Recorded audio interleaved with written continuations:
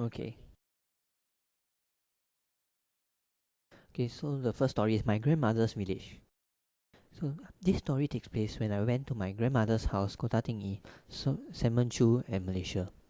It was a December holiday, so my family and I made a plan to go to my grandmother's place since we'd never been there for quite long.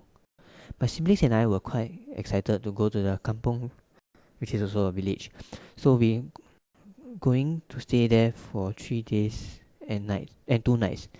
At first, my mom disagreed because she was pregnant to my little sister, but at last she agreed to it.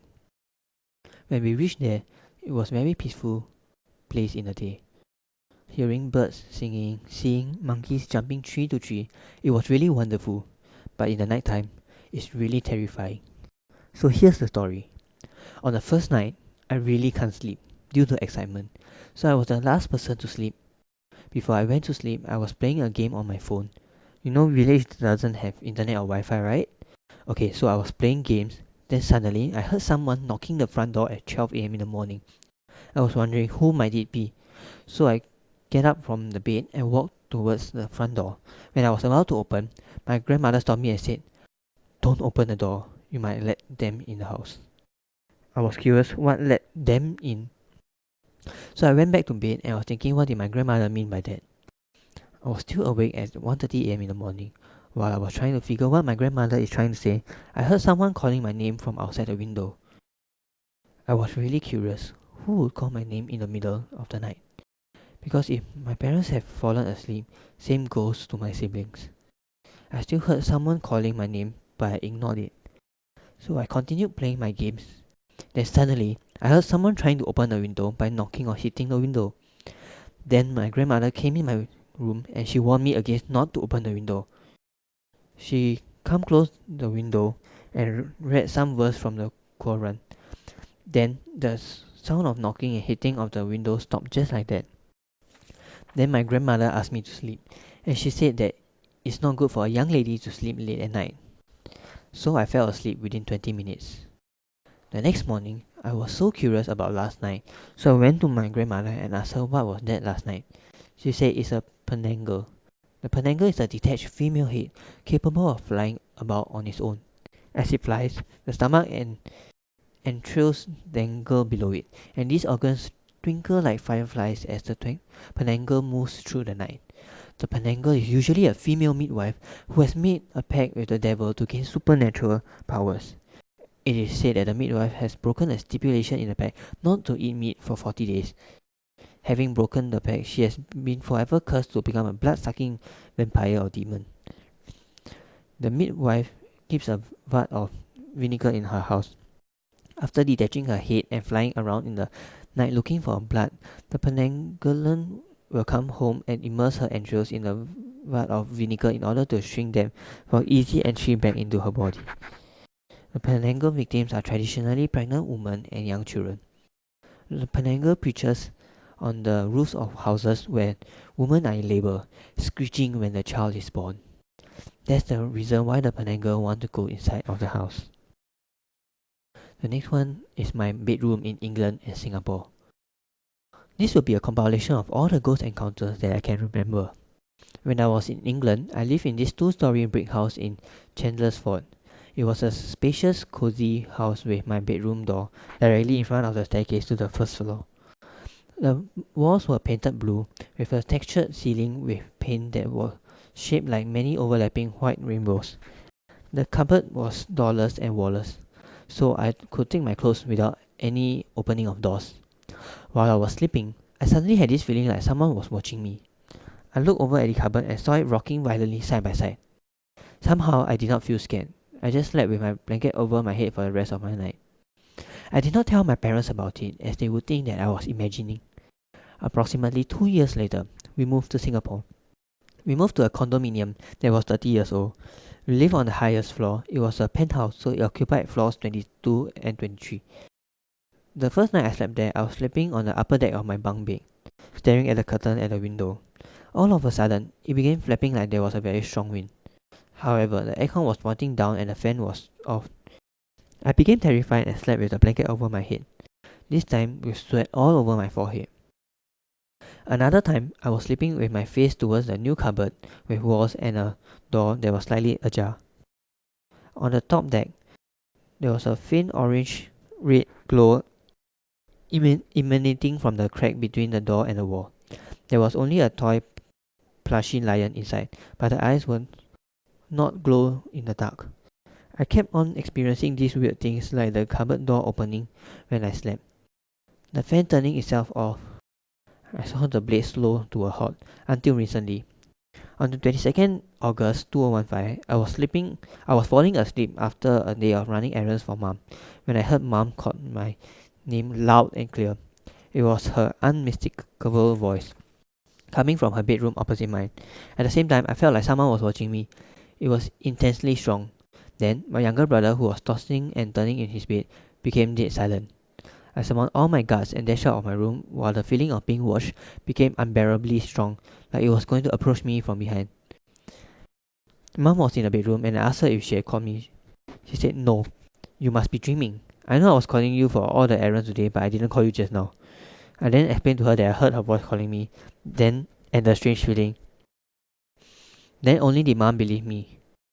We turned on the lights and did a Our Father prayer together in my room.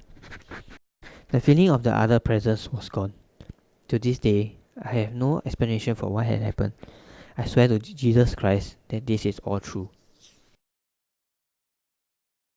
The next one is tow truck at Changi Airport catches fire while towing Singapore Airlines plane. So a low truck caught fire as it was pulling a Singapore Airlines Boeing 777-200 to a departure gate at Singapore Changi Airport at around 4 a.m. on Wednesday, November 29. There were no passengers on board the aircraft at the time, SIA spokesman told the Straits Times. The Straits Times understand that the plane was being moved from a remote parking bay to Terminal 3 for a flight. It was crossing the bridge above Airport Boulevard Road when the tow truck caught fire. A member of the towing crew who was in the cockpit at the time was evacuated via an emergency slide. There were no injuries and the fire was put out by airport emergency services, he said. The aircraft was originally scheduled to operate as SQ890 to Hong Kong. Following a change of aircraft, the flight departed at 7:48 a.m. with a delay of 13 minutes. SIA said it was working closely with the authorities as well as SIA engineering company to investigate the incident. A video and photos obtained by the Straits Times showed a black patch near the nose of the plane.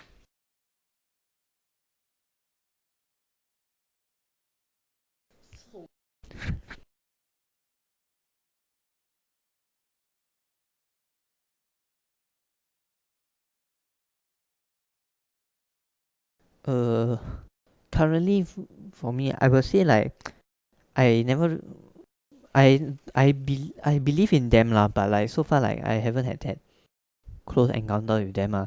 But I feel like whether or not you believe or not, like this kind of thing, just don't anyhow offend them or not, whether or not you believe it or not lah. Yeah, so to me like I'm quite neutral towards it lah. Yeah. Oh, okay lah. In army got experience weird stuff lah, but like never like personally like this kind of things lah. Yeah, but got either my friends or like I got once lah, but not so scary lah.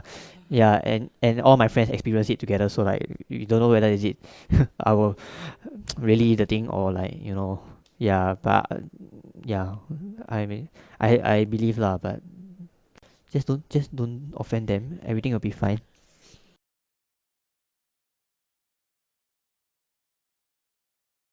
Wow, okay, this one. Okay, so that time we were in Australia for training then like cause I'm armour one, right, so like we had to drive the stupid, like, okay, I'll call it tank for easy reference. So like we were driving this tank, right, then like we were on our way back after training. It was the end of the exercise already, so like I was the commander of the vehicle, so like I'm not sure whether you know about it, but like if you when you drive a tank, right, there's always a person that will stick the head out lah. So like it's so that the person can see the surroundings and give directions well also lah. So then like while I was sticking my head out and like giving directions, right, then because internally, right, we have our own comms also, so that we can talk to each other, because if not very hard to talk to each other also. And also external comms. So like on our way back, right, then like um I suddenly like I heard some female scream through my comms ah. Then I was like, at first I thought it was like my friend like playing a prank or something, or like they hit something and then they scream ah. But then they all said that it wasn't them, and then like they also heard the scream ah, and then it was a very recognizable female loud scream. But my whole section was male lah. Like even though yes, there were females with us like in training lah, but they were not in my vehicle lah, so there was no way that there would be a female screaming lah. Then like at first we were like okay. Then we thought maybe like we really hear wrong, or like some interference or something lah. So everything was okay lah. Then like halfway through, right, like throughout the whole time, right, like my whole comms was very quiet lah. But that was a bit unusual because like my section is a very noisy bunch of people, and usually right they'll be like talking a lot of rubbish and making a lot of noise through the comms one lah. Yeah, so then like but I didn't think so much also because I was very tired also. So I just like just stand there, then like go back. Then like after that, right, when we got off the vehicle, right, then my friends were asking like my other friends like whether they heard like the Chinese radio playing ah. Then I was like, huh? Chinese radio playing? Then but we were all sharing the same comms, so like by right I would have heard it. And then I was the commander of the vehicle, right? So like my comms, my position, right, I will definitely be able to hear every single thing. Like my friends may not hear each other lah, but I will definitely hear everything. But I didn't hear a single like the so-called Chinese radio station that they were talking about lah. Then my other friends, they all said they heard it. Then but they didn't thought much about it because they thought it was interference lah. But then like we were in Australia, so like the chances of a Chinese radio station quite low lah. So but then they also still like thought that maybe everything is fine lah, maybe really just interference. So then they thought it was okay. Then my I had an Indian friend. Then he say like he, he at first, right, like he say like he was a bit bothered by it because like he don't know why lah, because like he wanted to sleep, so he didn't want to listen to the Chinese radio. He said the Chinese radio, right, at first it was like two people, like two radio DJs talking to each other, but because it was Chinese, so he didn't understand anything, so it was noise to him lah, so he wanted to turn it off. So when he said he turned it off, right, then he heard because inside our vehicle, like then like there are a lot of other like speakers also. So when he turned off this speaker, right, he said then the other speaker started playing the Chinese radio station. Then when he turned off that speaker, right, then the one that he turned off was playing it again. Then he was a bit scared lah. Then after that, right, like, but he just said like he didn't do anything lah. Then he tried to tell the others also, but others was very tired also. Then they all like knocked out already. They all fell asleep already lah. So he didn't think much about it lah. So he just like he tried to sleep also. So then he just let it play lah. Then after that, right, um, but then right, like from my point of view, right, like I thought like something was really very wrong lah, because like even though like our vehicle could actually like communicate with the other vehicles from outside, right, but then right, like I told them like guys, like do you all know that the radio station, like I turned it off already, like it wasn't even on lah. So like you all shouldn't have heard anything from outside, like even if it's interference lah, because like at the start, before we before we went back to our camp, right, like the radio for me to communicate with outside with my instructors was like there was a lot of buzzing sound and a lot of interference. So like I turned it off, and then like I reported back using the portable speaker that to my superiors that like my one was a bit like lots of interference, so I'm using the portable speaker. Then they knew about it. So the internal radio system was turned off lah. So like I told them like then there's